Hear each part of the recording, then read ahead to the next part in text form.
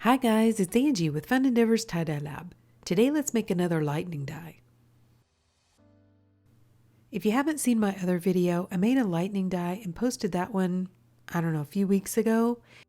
I'll leave a link below in the description for this video to that video.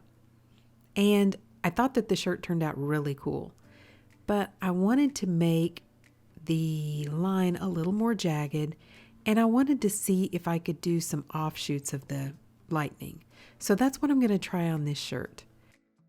I'm drawing a diagonal line from one shoulder seam to the opposite hem, and I've done a couple of offshoots of the lightning. What I did with the last one is I kind of zigzagged back and forth from this line, gathering up fabric like I'm doing this time, except this time I'm trying to make my zigzags a little further away from the line. Last time I made the zigzags pretty close to the line, and I thought it looked really cool, but I wanted to see if I could make them a little bit further away. By the way, this line is not necessarily going to be perfect. It is just intended to look like lightning. I'm alternating grabbing fabric from each side of this line and pulling it into my other hand where I'm holding all the rest of the fabric together.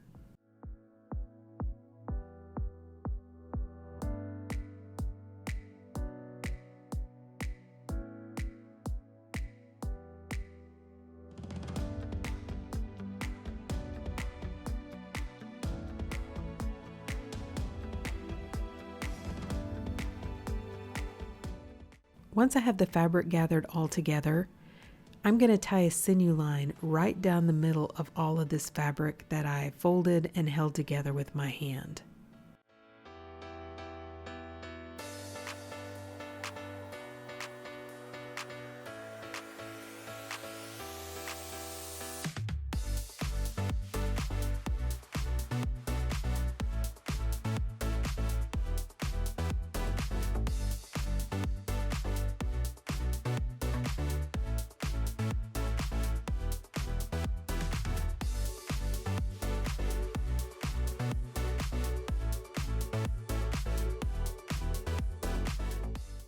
I can see a little bit of the two lines that I drew kind of as offshoots for the lightning.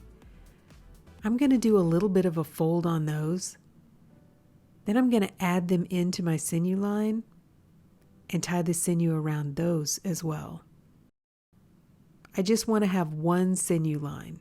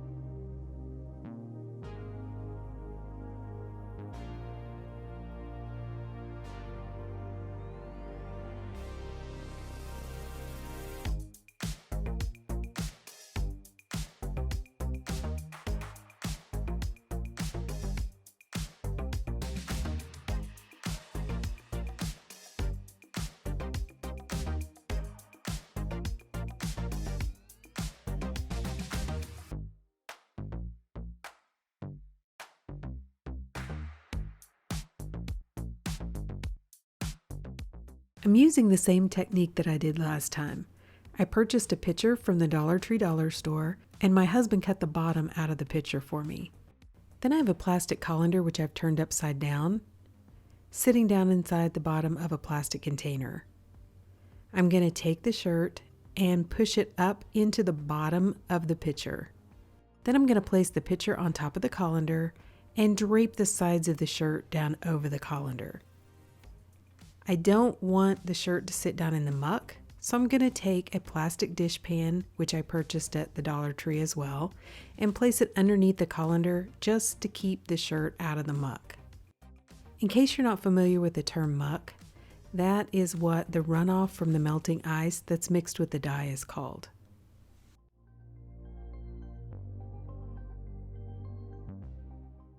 I'm applying the dye to this shirt immediately after I tied it, so it is still damp. For this shirt, I'm only going to use Deep Space from Dharma Trading Company, and I'm going to place the dye right on the sinew line that I tied on the shirt. This is the only downside to using the pictures for this method is the sides are so high, it's a little bit tough to do specific or real detailed dye placement.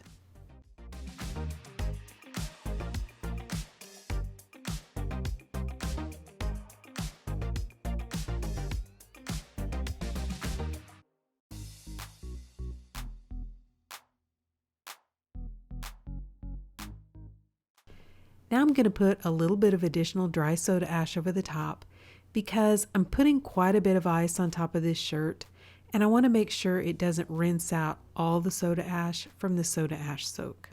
I need to have some soda ash remaining in the shirt to react with the dye and cause it to bond properly with the shirt.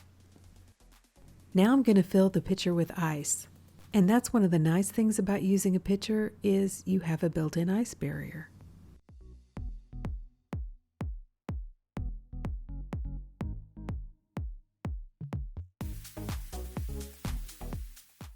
Last time when I made a lightning dye, I ended up having to turn the shirt over and add more dye and ice to the backside. So after all of the ice melted, I came back and checked the shirt, and I felt like I needed to go ahead and turn the shirt over and add more dye and ice to the backside of this one as well. So that's what I did. I took the shirt out of the pitcher and basically just tucked the other side back up into the pitcher. Then I added some more dye, soda ash, and ice, and continued to allow the shirt to process. I allowed the shirt to process about 24 more hours after this second layer of ice melted before I started rinsing the shirt.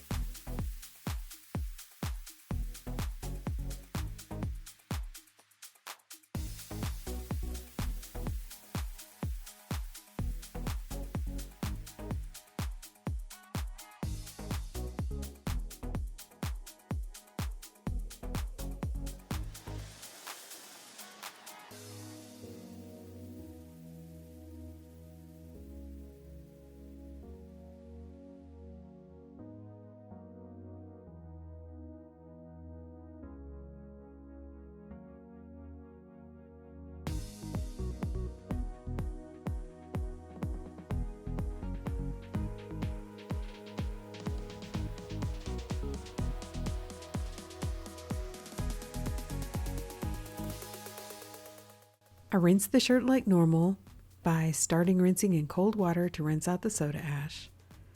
Then I untied the shirt and warmed the water up to hot and continued rinsing to rinse out any of the excess dye that didn't bond with the fabric.